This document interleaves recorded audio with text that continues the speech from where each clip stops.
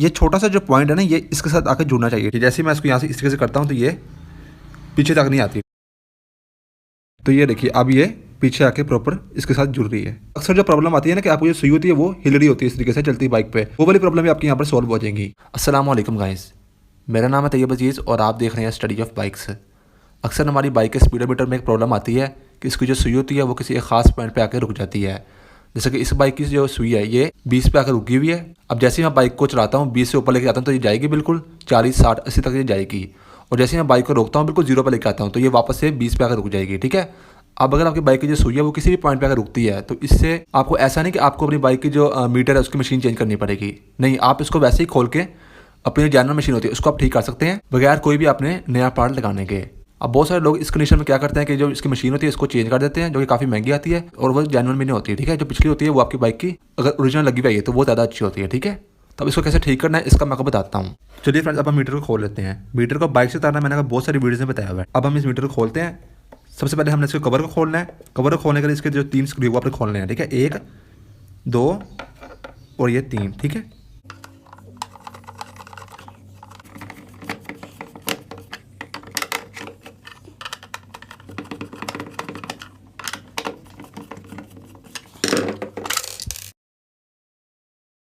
अब इसकी जो मशीन है उसके ये 2 अपने स्क्रू खोल लेने हैं। ठीक है।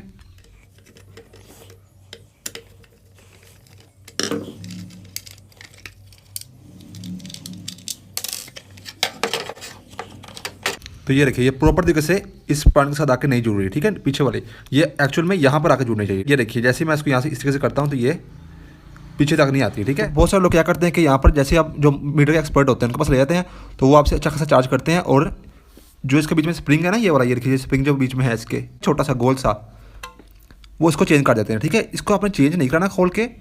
यार इस बार जब आप उसको खोल के चेंज करेंगे तो उसकी अलग से एक लेबर कॉस्ट आती है।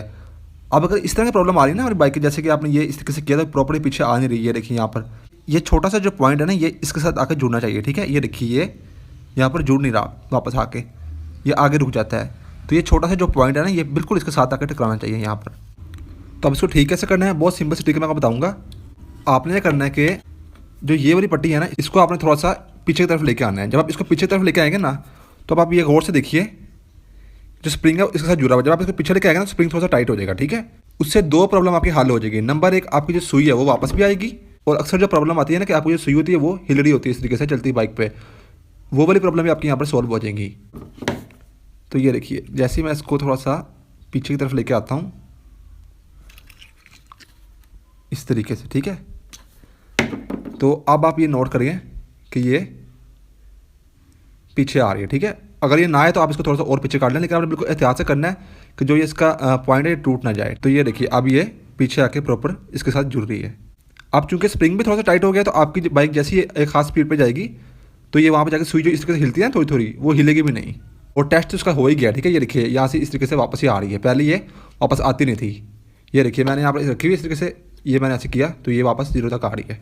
तो फ्रेंड्स मीटर को बंद करना, उसके बाद बाइक के ऊपर इंस्टॉल करना, वो मैंने बहुत सारी वीडियोज़ में बताया हुआ है। तो बस फ्रेंड्स यही थी आज की वीडियो।